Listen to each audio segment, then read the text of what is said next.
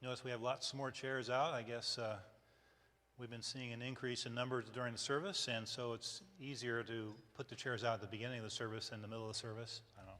It's kind of strange that way. So, very cool. Out from the front, you're looking out and, well, whoa, there's a lot of chairs. A lot of peeps. Yeah, I know. Right. All right. Let's go ahead and we'll open in prayer. Lord, we do thank you for the opportunity to take a look at your word again. And as we dive back into Exodus, I pray that you'd open our hearts and our understanding, that we would see things from your word that maybe we haven't seen for a while or maybe not at all, and that we might learn and grow and become more like you. We thank you in Jesus' name. Amen. Okay, so we continue our dive into Exodus here with chapter 2. Just to kind of review what we talked about last week, we talked about what I believe is the truth that Moses wrote the book of Exodus, and there's some internal proofs about that. There's 2 or 3 places, or more actually, where the Lord told Moses to write this down, and so we just take it for granted. This is where he wrote it down, in the book of Exodus, and I'm sure that's true. Also, we have evidence in the New Testament where passages from Exodus are quoted and said to be from the law of Moses. So there again, Moses is the author, and one of those instances, Jesus himself quoted from the book of Moses. So if it wasn't written by Moses, Jesus certainly would have been the one to really know about that, and he basically affirms that. We talked also about the importance of Exodus. We mentioned back in Genesis, when if you were to omit Genesis from the Bible, there's so many things you wouldn't know. In the same way for Exodus, if Exodus were omitted from the Scriptures, there's a lot of things we wouldn't know about the people of Israel. For example, how did they leave the land? What did they go through as they were endeavoring to go to the Promised Land? What did they go through? Exodus records all these things, their history on the way.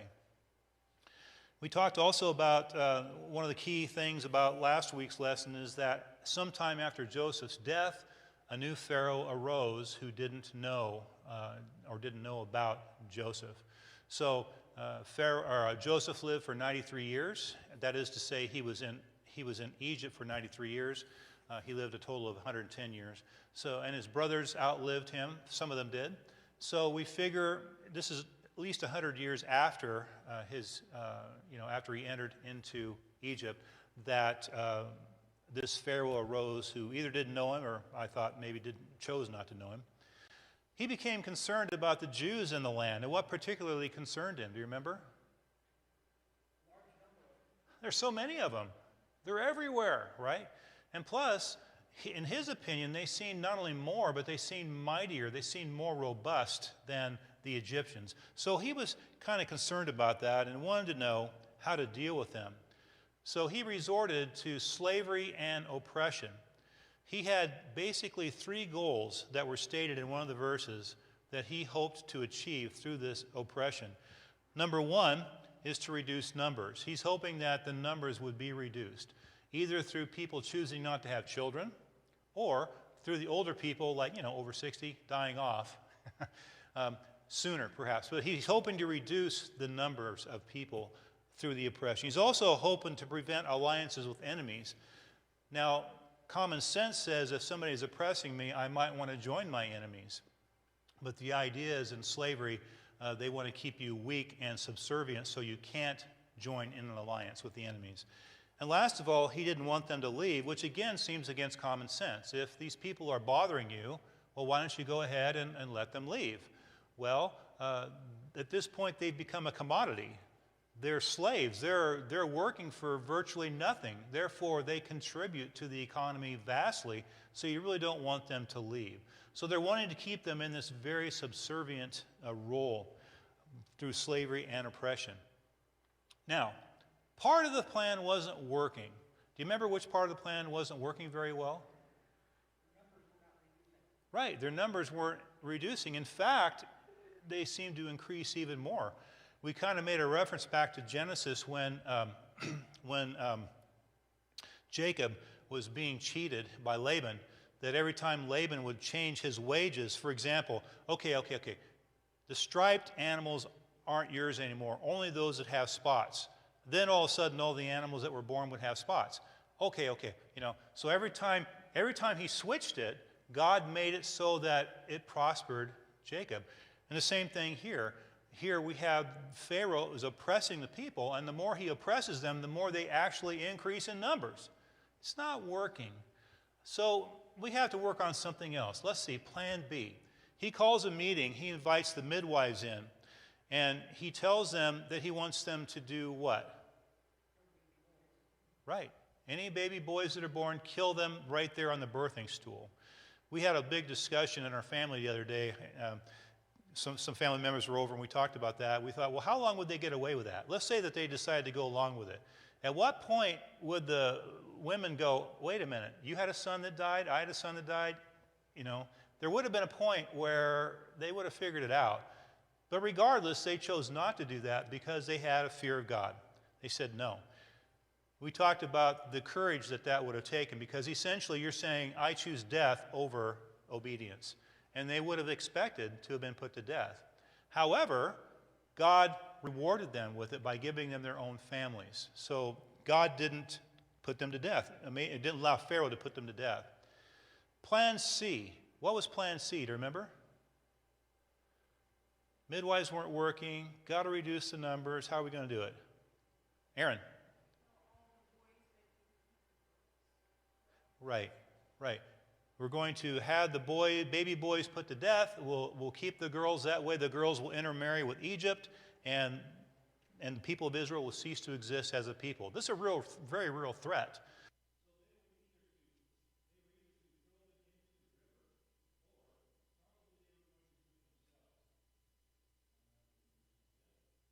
Yes, I think my battery is inconsistent.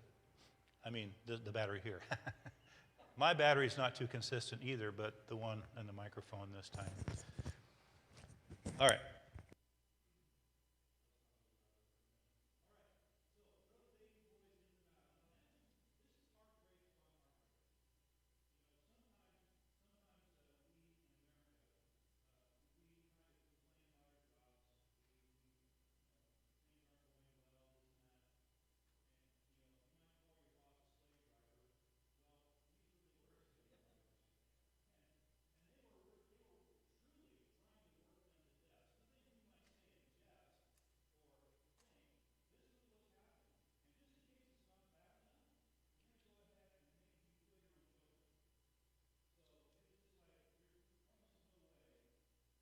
Much worse. Test it. Oh, there's a good battery. Test. Okay. Thank you. Appreciate it. So, like I said, heartbreak upon heartbreak. This is where we open up with chapter 2. So if you haven't done so, go ahead and turn to chapter 2.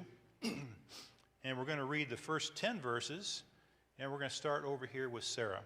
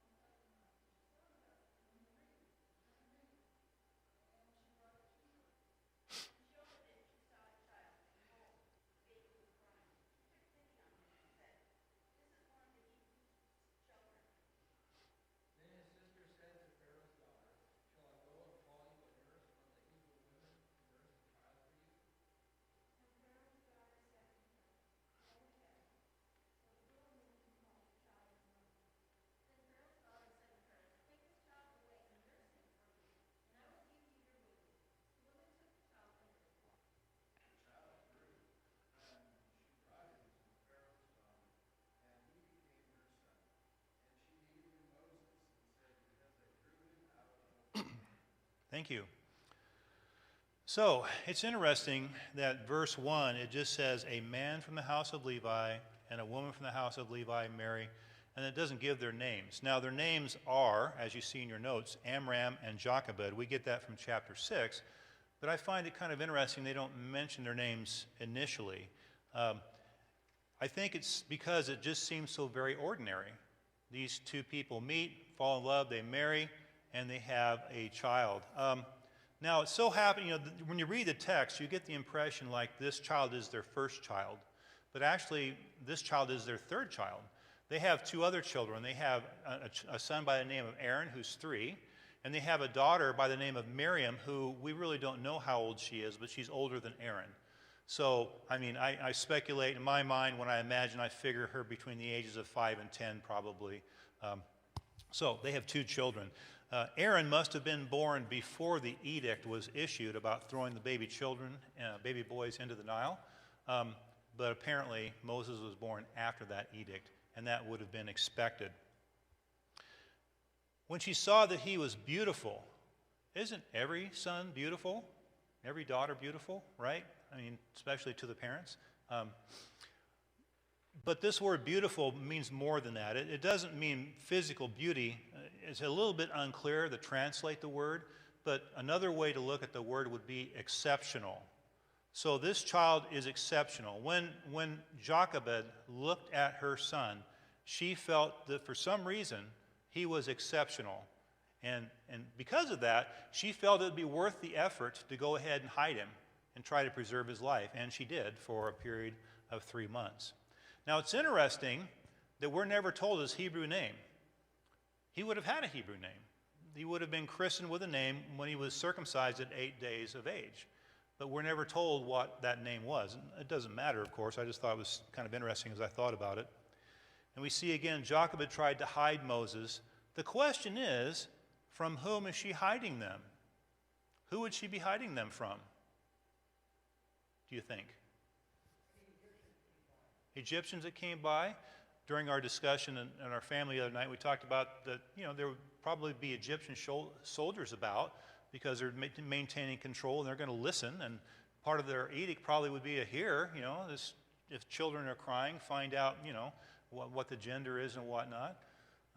There could have been informants. Even nowadays, right? Nowadays, there's things out in certain cities encouraging us to inform on our neighbors. Really? Well, there would have been that at that time too. People who hope to gain favor with an official or something by noting that, by the way, there's this woman named Jochebed down the road. I know she has a little baby. I haven't seen it, but I've heard it, So hiding it from informants as well. And by doing this, Jochebed was actually kind of endangering her own family too. Because when it's found out that she didn't do this, she herself and her whole family may be in jeopardy for disobeying. Go ahead, Jen.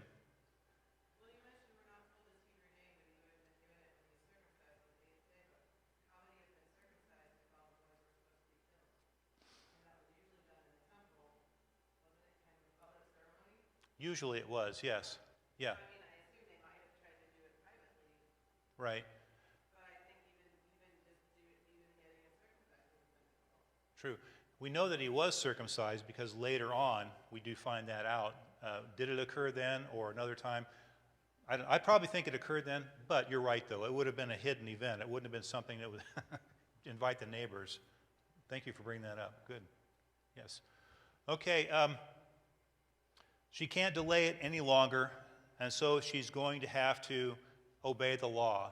You figure, a little child like a few weeks old, you can pretty much control the peeps, and after 3 months, they start getting happy and making happy noises and all sorts, and it's a little harder to control the sounds, and they probably live pretty close together. So, Moses is going to be, quote-unquote, cast into the Nile. It's time to obey the law. But we see that she does it in kind of a different way. She doesn't just walk out there and do what would have been expected, which would have been, can you imagine doing that? Casting the child into the Nile. But instead, she makes a wicker basket.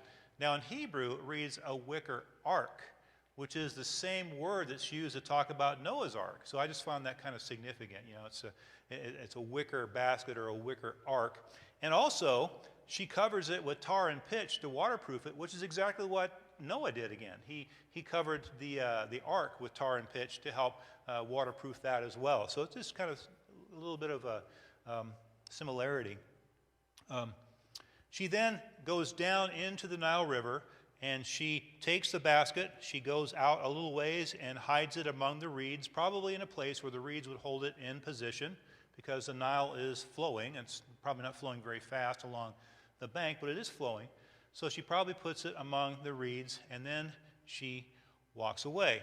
Now, what's the danger of leaving the child in the river like that? Could tip over and drown. What was the Nile River known for back in those days? Crocodiles, right. They had crocodiles. So there's that to think about too. Now it says also in verse 4 that Miriam keeps watch. Well, that's interesting. Why didn't Jochebed keep watch? Aaron?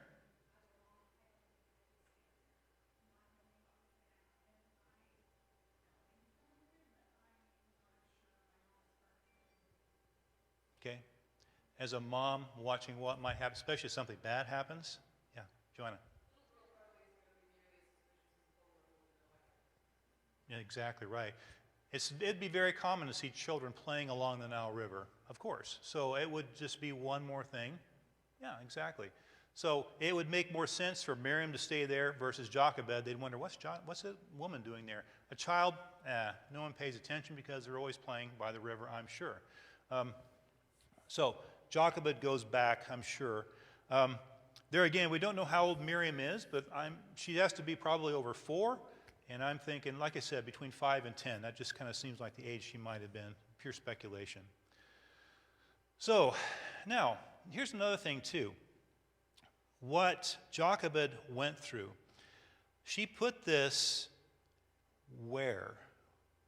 Where do you think, when you read the rest of the story, that is to say the first few verses, the Pharaoh's daughter coming out, that tells you that the basket is placed where?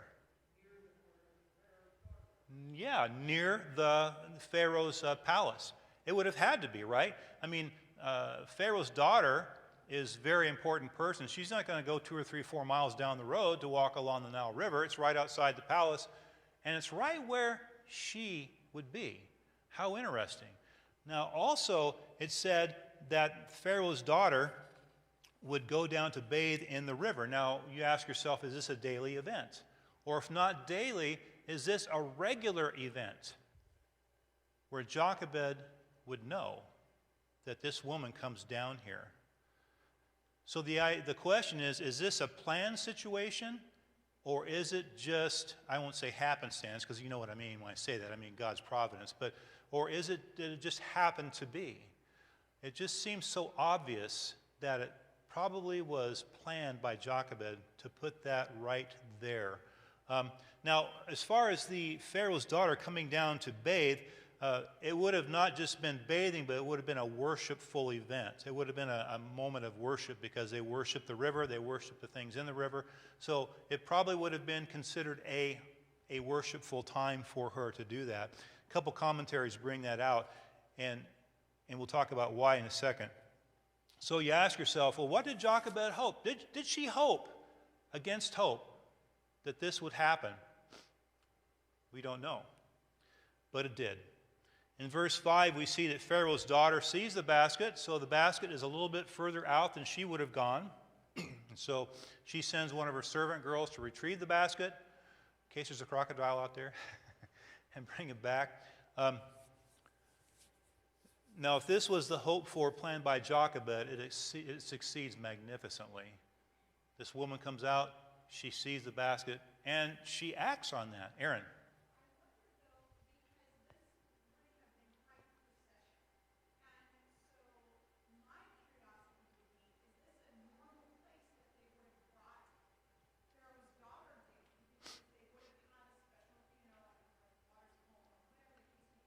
Yes.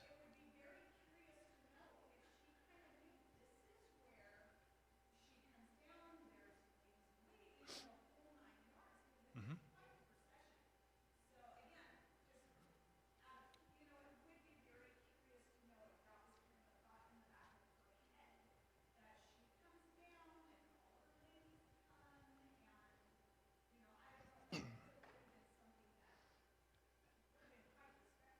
It would have, and that's a great point. And that's kind of where I'm where I'm kind of leaning is that it was probably a common event, common enough that Jochebed would have known at about 6 in the evening, or their watch back then, more primitive than this one. But so she brings it down. That's my thinking too. We don't know for sure, but it sure seems that way. So she has the basket retrieved. She gets the basket. The basket probably was about so big, big enough to hold a 3-month-old. She opens the top, and what does she see? Here, she hears a crying baby. Wow. She, just out of the blue. It probably was feeding time. He was crying, and the princess recognizes the boy as a Hebrew. There again, I think he was circumcised, one of the ways that she would have told that he was a Hebrew child. In the Ten Commandments, Charlton Heston's stepmother has the blanket that she shows him when he's an adult. But anyway, Charlton Heston notwithstanding, this is probably how she found out. Now, it's interesting. Now, one of the thoughts that must have gone through her mind is the edict. There's no doubt she would have known about this edict. This is a big deal. And if she's down at the river frequently, she probably saw this horrible event. I'm thinking. So, why didn't she just throw the child in the river? That would have been the safe thing to do. She couldn't do it? What does anybody else think?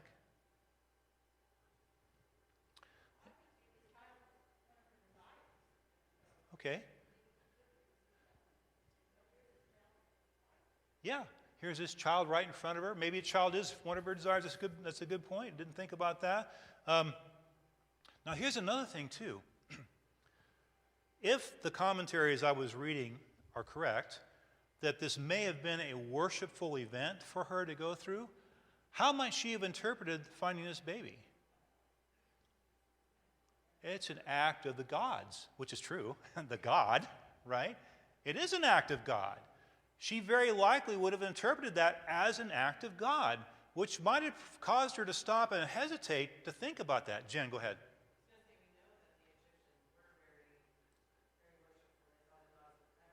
Yes.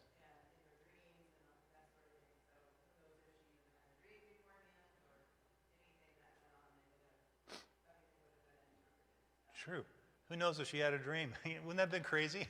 Yeah, exactly. So they may have seen this as an omen, something that, wow, look at this. So I'm thinking as she's processing this, all of a sudden, another omen. Here's this little Hebrew girl that walks up, and would you like me to get a wet nurse for the baby? Is this another omen? Go, yes, by all means. Now things are kind of becoming set, okay? You're not going to throw the child into the river because you just sent for a wet nurse for the child. So things are kind of coming together in a way that maybe you weren't planning, but she's not going to throw him in the river now. What does this tell you about Miriam? What's that? Yeah, she thinks well on her feet, doesn't she? Yeah, pretty quick. There's a possibility that Jochebed might have said, now listen, if this happens, do this. We don't know. But if it didn't work out that way, Miriam's pretty fast on her feet, pretty sharp little girl. Go ahead, Aaron.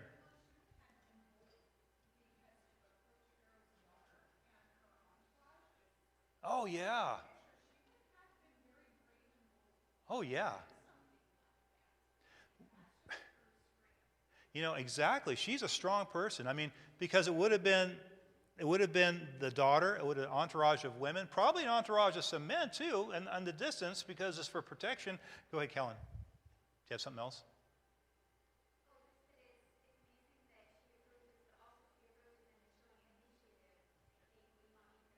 Yeah. She throws that out there, and it blows my mind as I think about it, just her courage to have done that. Go ahead, Linda.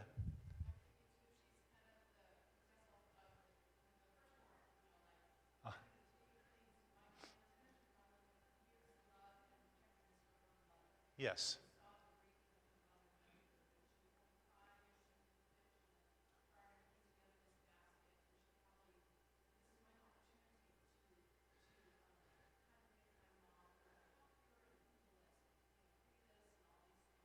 Right. In case you didn't hear on this side over here, what Linda was mentioning was just that, Miriam's watched her mom, and her mom was probably grieving, and when she's making this basket and upset, and she wants to help her mom. If she was born today, her name would be Junie, one of my grandkids. Julie.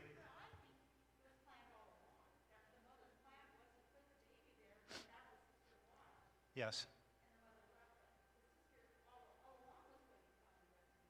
It could be. Yes, I don't disagree with you, Julie. That's when you first read it, it doesn't leap out at you like that. But when you read it a little bit, you go, wait a minute, this is a little out of the ordinary. Yeah, that's a good point. Good. Yes, Jen.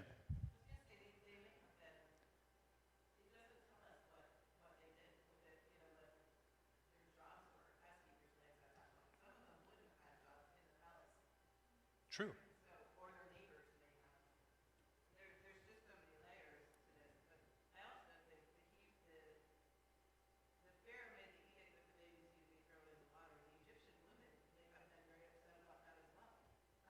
True.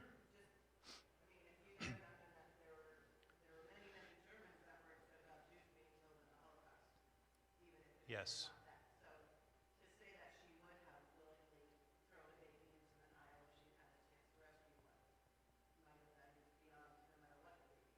That's a good point. Yes. That's a good point. Perfect. Thank you for sharing. So now imagine, I can only think to my mind that Jochebed probably went home, and I bet she's just bawling her eyes out and in prayer and just pleading with the Lord. And all of a sudden, the door bursts open, and Miriam comes running in. Mom, come quick! Pharaoh's daughter is going to take care of the baby, and she wants you to nurse the baby, and she'll pay you. I don't think she knew that yet, but come quick. Can you imagine getting up, drying your tears, and trying to pull yourself together and to go and to appear before Pharaoh's daughter? Number one, you get to nurse him. Now he's protected property from the house of Pharaoh. No one is going to harm this child. This child belongs to Pharaoh now, Pharaoh's daughter. And also, Jochebed gets paid to nurse Moses. I mean, this is the best of the golden books here, right? For something to happen. Amazing. So, but it's going to be bittersweet, right? Because she's not going to get to keep him and raise him to adulthood. So it's bittersweet, but there is sweetness. She gets to spend time with him, and she doesn't have to worry about him being put to death now. So he will have, we'll see, a new home. So Moses is going to be in her home only for a short while before he goes to his new home. The question is how long. In ancient times, it was common to not fully wean a child until he or she was about 3. Okay? So would that have been the point where she brought him back, or perhaps was he a little older? We really don't know. It doesn't say. But when he was a little bit older, he was brought into the palace and given over to Pharaoh's daughter. You have to wonder, did they teach this child about the God of Israel? Did they implant in this child who he was and what his lineage was? And was this the kind of thing that kind of rattled around in his head as he was growing, even in privilege? Because it would have been amazing privilege for him to grow up in. We don't really know. And then we see in verse 10 that the princess finally gives him his name, which is, we call it Moshe, or Moses is how we translate it, which means to draw out, as to draw out of the water. It's so interesting to me now. These verses remind me of the book of Esther. How many times in the book of Esther is God mentioned? Nada. Not one time, right? But when you look, you see his fingerprints everywhere. Same thing here. God's not mentioned yet in these verses, but his fingerprints are everywhere. You see everything, and it's leading to a certain point. We have a period that I kind of called for your notes the silent years, and the silent years are where he's growing up. We see that we'll see when he's about 40 is when he goes out and starts to observe what's going on. But what went on during that time? So turn with me to Acts chapter 7 for just a second. Now in Acts chapter 7, Stephen is giving his defense before the Sanhedrin, and this is the defense from which he will be stoned to death in a little bit. But he's given kind of a running history of the Jews and what they went through. He talks about Moses in chapter 7, verse 22. It says, Moses was educated in all the learning of the Egyptians, and he was a man of power in words and deeds. So Moses had the best of educations. He went to Egyptian U, and he probably also went to the Egyptian West Point. It was very common for people who would be leaders in Egypt to go to military school. Why would that be?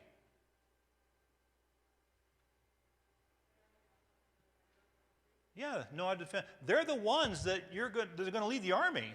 Pharaoh was expected to lead the army, or big officers, high officers leading the army, so they had to know how to do it. So, I can't say 100%, but I think he probably got that education and everything else. And it says he was mighty in words and deeds.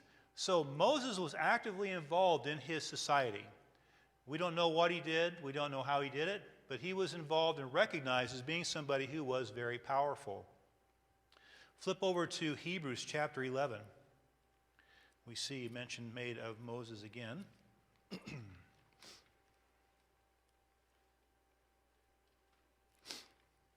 In Hebrews chapter 11, verse 24, and this is the hall of fame or faith. By faith, verse 24, by faith Moses, when he had grown up, refused to be called the son of Pharaoh's daughter, choosing rather to endure ill treatment with the people of God than to enjoy the passing pleasures of sin, considering the reproach of Christ greater riches than the treasures of Egypt, for he was looking to the reward. This is, to me, again, this is remarkable. Moses knew he was Jewish. He knew that perhaps because his mother taught him that when he was growing up before she took him to Pharaoh's daughter. We don't know. But he knew he was Jewish. And after a while, he made a choice to connect with them, to reach out to them. Go ahead, Joanna. They don't look the same. Is that right? Okay.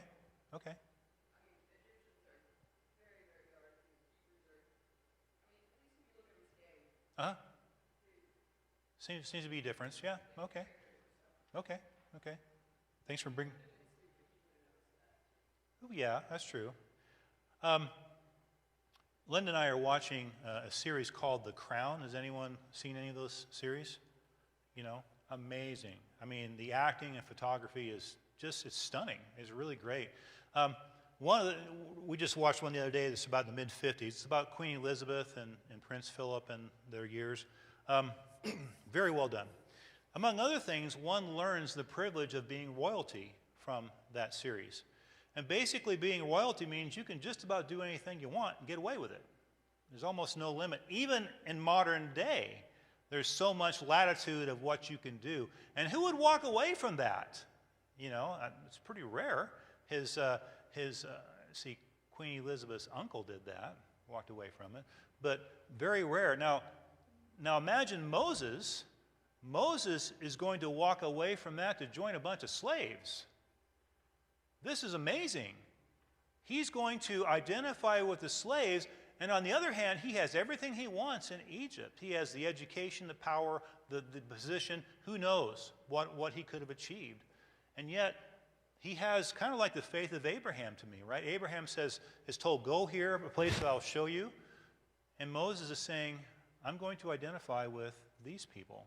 That is stunning to me. It really blows my mind a little bit. Let's read verses 11 to 14 of Exodus chapter 2, and we're over there with Dave, I think.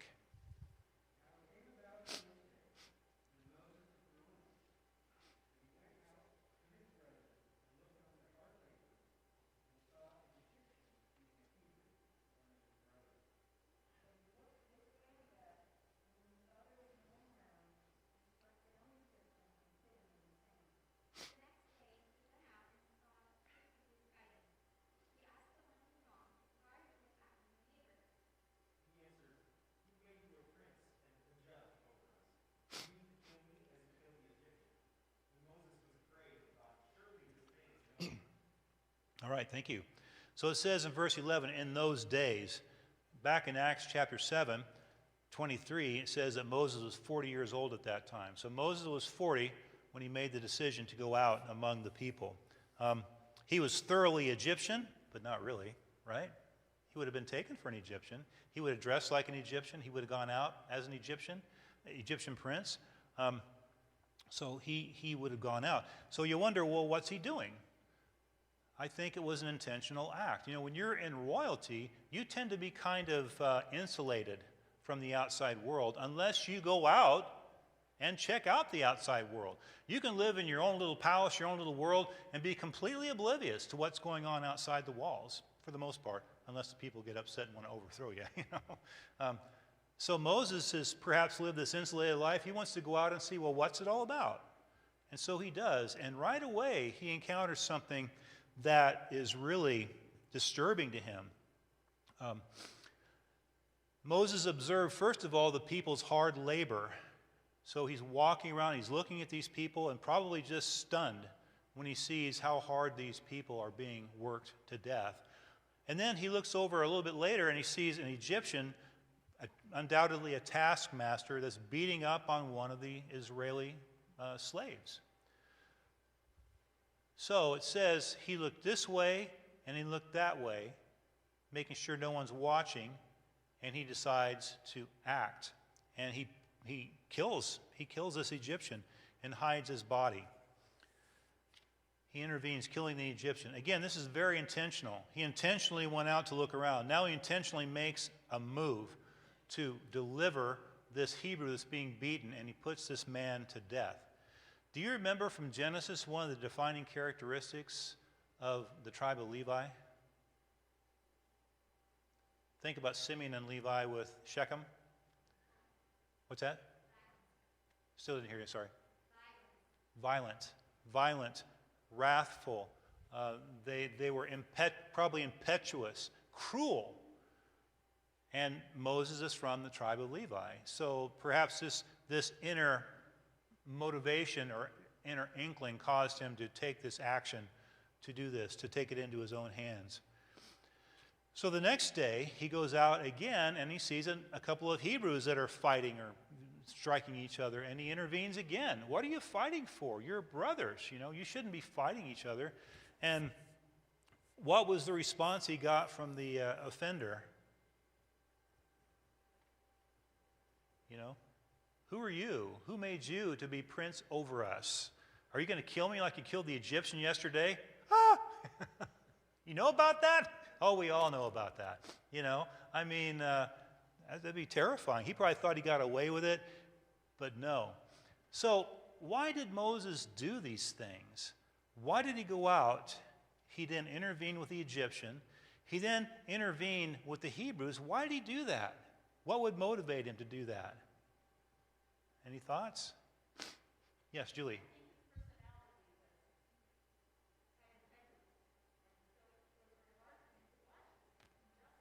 Okay, his personality, it affected him to see this injustice. Okay, hold that thought. That's a good thought.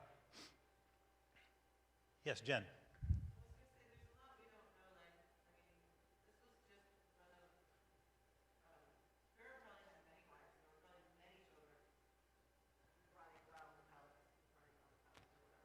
Yeah.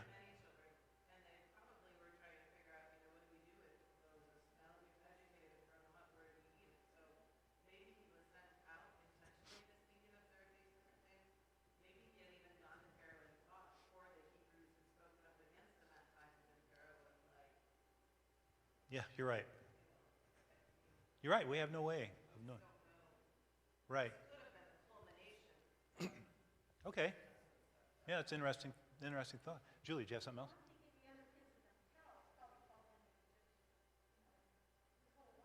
Yeah, he would have been taken for an Egyptian.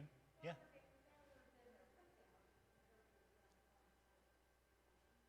Okay, maybe put down. Okay. Here's one thing. In Acts chapter 7 again, verse 25, it says that Moses thought the people would recognize that he had come to deliver them. Moses thought of himself as the deliverer, and he was going to start delivering them. Now, what would cause Moses to think that way? Aaron?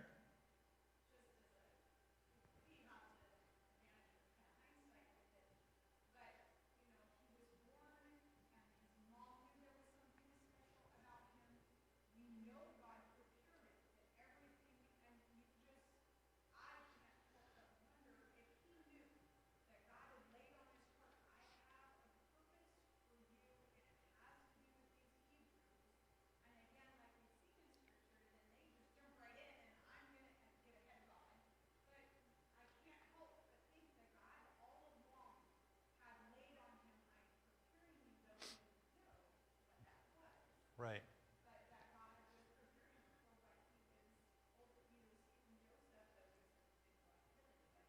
Right.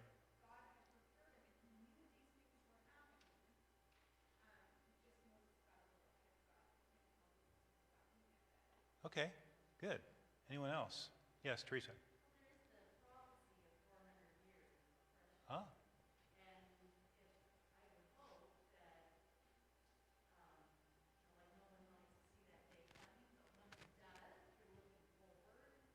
Mm-hmm.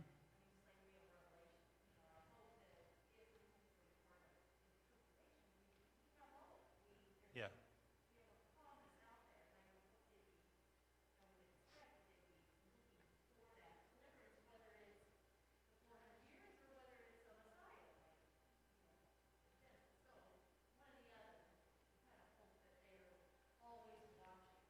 Yes.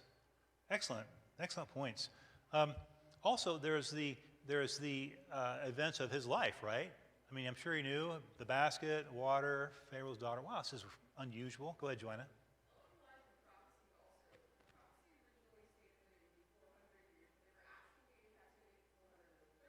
Mm-hmm.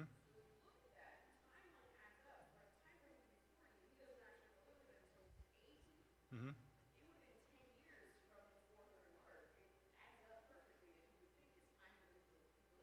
Good. That's a great point. Excellent. So there are several indicators that may have told Moses that he's the one, and he's Jewish, so he's the one. He acts, but he was right. God was going to use Moses to deliver the Israelites, but not this Moses. There's going to be a different Moses. You know, Moses drastically changed inside. Jen.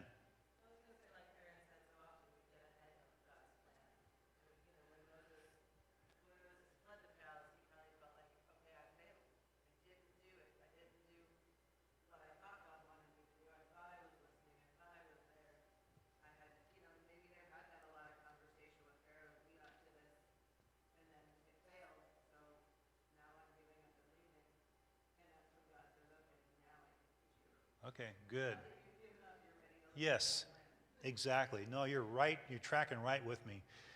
There's a book I have called Brokenness, and it's written by a pastor from Washington, D.C., or at least he was. The pastor's name is Lon Solomon.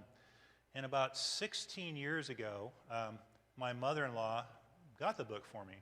And and it so happens that I was going through a very difficult time in my life, and so I looked, and that book went in the trash about 6 times.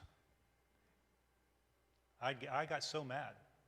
Because the book essentially says if God's going to use you, he's going to break you to pieces and crush you and grind you and everything else. And then when you're all busted up, he's going to use you. I didn't like that. I did. I threw it away 6 times, and then I go back in the trash. Oh, I pick it up, and later on I read it, and I throw it in the trash again because I didn't like the message. That's how mature I can be. Right? I haven't changed a whole lot. I read it a few years later where I was in a better position. I agreed with everything. But one of the things he mentions is Moses. Moses wasn't ready until Moses got crunched and smashed and pushed on, and then that Moses would be ready. But this one wasn't quite ready yet. So we see that he flees. Let me see. I think, where did I leave off? How about if we go over to Tamara, would you mind? We'll read verses 15 to 22.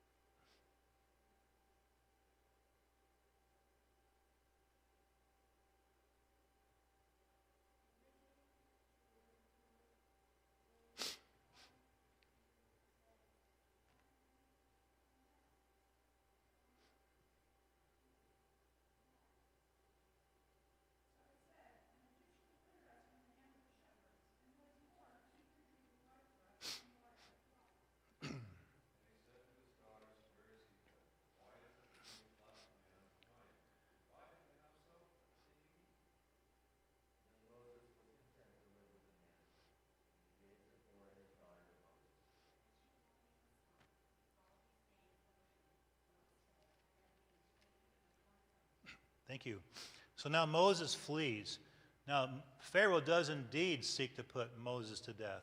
And some people have kind of wondered about that because it's just another Egyptian. Moses is an Egyptian prince. So would Pharaoh typically have punished him for that? And we don't know. Some ideas are that, as Jen kind of alluded to, maybe this has been brewing for a while and Pharaoh's been watching him, and all of a sudden he does this, and Pharaoh sees it as more than just killing an Egyptian. This might be the beginning of an insurrection. And so he decides to take action himself to kill Moses. So we see that Moses flees to the area of Midian. Now, the place of Midian wasn't exactly a solid country. It's not like, Edom or Israel or us, where it's a solid country with borders. Midian was kind of a loose confederacy of people. Does anyone remember the pedigree of the Midianites, where they're from? I didn't either. He's Moses, his second wife, Keturah. Midian was one of the sons of Abraham. So these people have descended from the son Midian. So chances are good, it's conceivable that they would have had true knowledge of God, passed down. They typically occupied the area of the east side of the Sinai Peninsula, which is along the Gulf of Aqaba, the Negev, and into Palestine. And they traveled not as a concrete group, but as groups of nomads. So you could have a Midian group here and a Midian group here, and they'd be drastically different. This Midian group worships the true God. This one over here worships Baal. And you would have had a conglomerate of all sorts of different things. So it so happens, though, that Reuel is a priest of Midian. He's recognized as the priest of Midian. The word Reuel, by the way, means friend of God.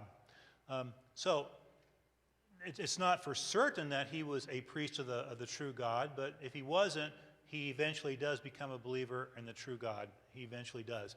But also, he does keep livestock, as we see. And we see that he has 7 daughters. Apparently, he doesn't have any sons, because if he did, they would be out there doing sheep herding as well. So he has 7 daughters. Can you imagine? I have 6. I have 6 daughters, but 7. Oh, my goodness. No, I'm kidding. I did that for my daughters that are watching right now. Love you. So do they describe, right now the channel's just turned, a daily occurrence? Here the shepherdesses come, they come to the well, and Moses is sitting there. Now, Moses is an Egyptian, and that he dressed like an Egyptian. That's what they would have thought, and that's what they thought. And so he's sitting there, and by the way, Midian is about 200 miles from Egypt, so it's quite a ways from Egypt. So he's probably in a safe place. So he sees them come, and they pour the water in the troughs, and when the water is in the troughs, who shows up? The other shepherds, the despicable shepherds. It says they come and they drive them away. So they wait until they fill the troughs with water, and then they come and push them out of the way. And then they drink the water, and the shepherdesses are left until they're all done. Now, was this a common occurrence? Yes, it was. It was a very common occurrence. Because later, Reuel says, "Why are you back so soon?" In other words, this happened all the time, right? So this was a common event. So we see Moses here, though. Moses stood up to help them. Now you have to ask yourself, well, how many of them were there? There were at least 2. Were there more? What was it about Moses that enabled him to do that? Was he trained? I'm sure he was a trained military man. Did he have weapons? I mean, he stood up, and perhaps it was just his bearing or whatever, but he stood up to help them. Go ahead, Daniel.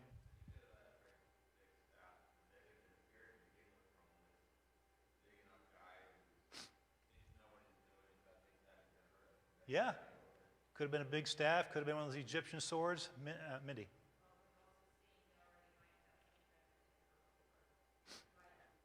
Yeah. Right. He's already killed somebody. Yeah. Okay. Joanna.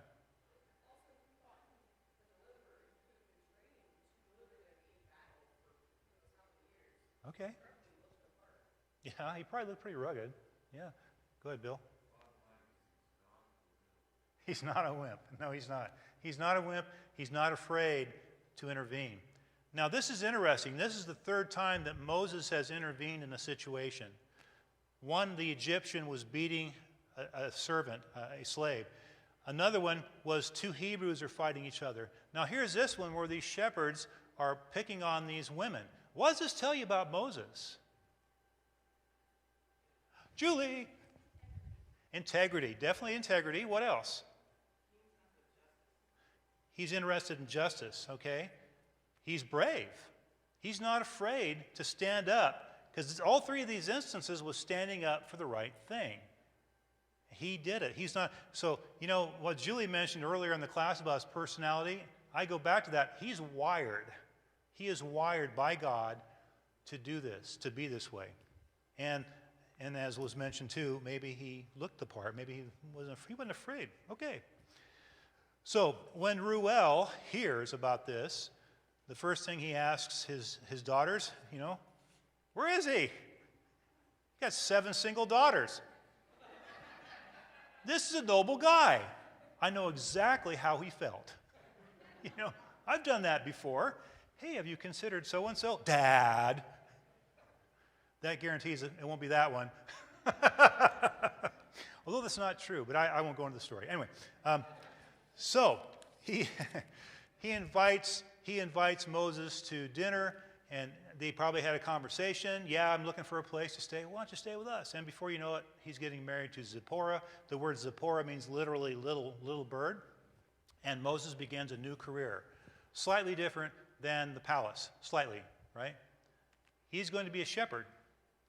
So this is Moses' new career, and this will be what he does for 40 years. He'll do this for 40 years. Think about that. The first 40 years, as far as we can tell, is in, I forget how you pronounce the word, opulence or opulence. You know, the next 40 years, not quite so much. Okay? In the meantime, back in Egypt, I'll read verses 23 to 25.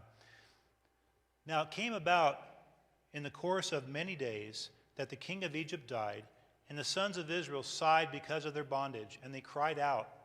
And their cry for help because of their bondage rose up to God.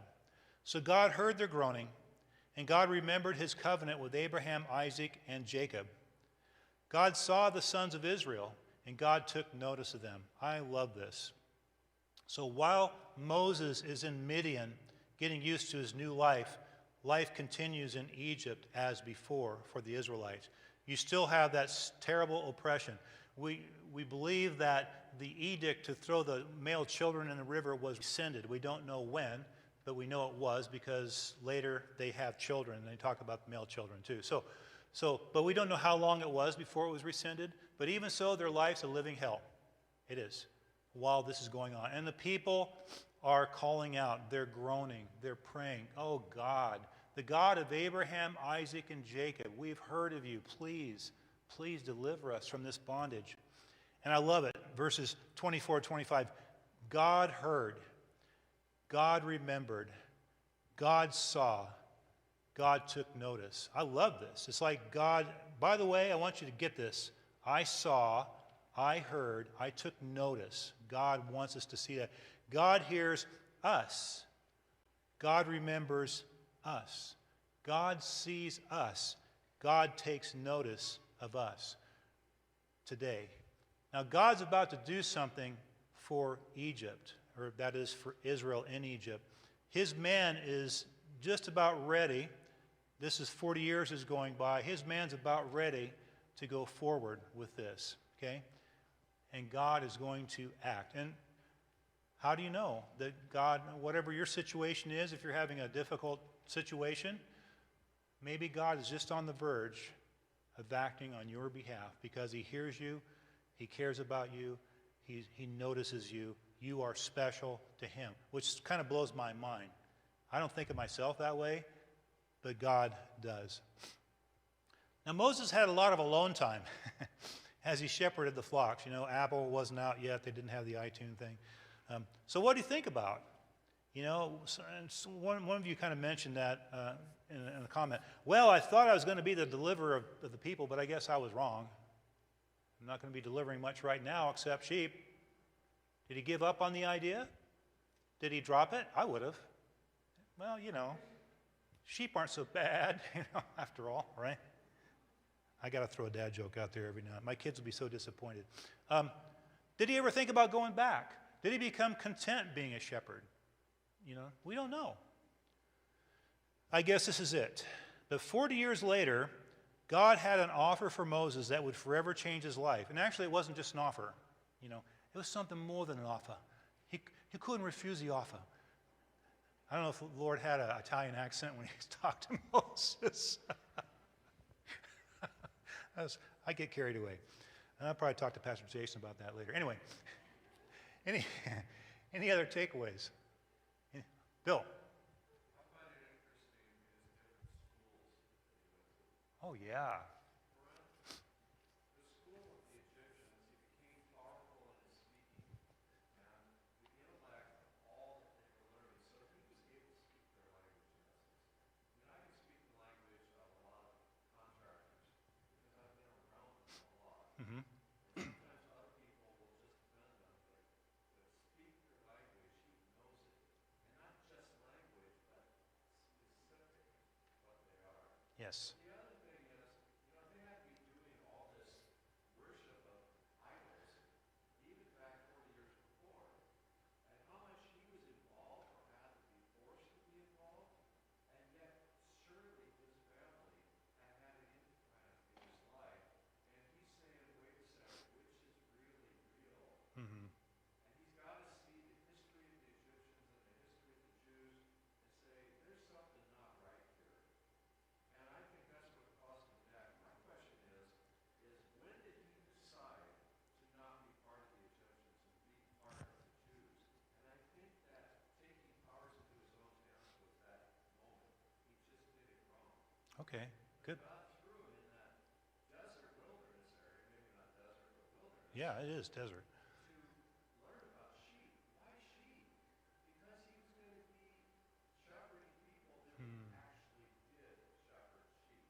Hmm. And he has to make sure that their flocks are in good shape, going across, he didn't know, 40 years. Mm-hmm. And also he has to, learn about the area and the peoples.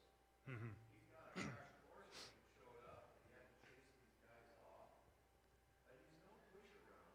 And later on, he's not a push around when he has to hold his arms up for battle. Yes. Like that.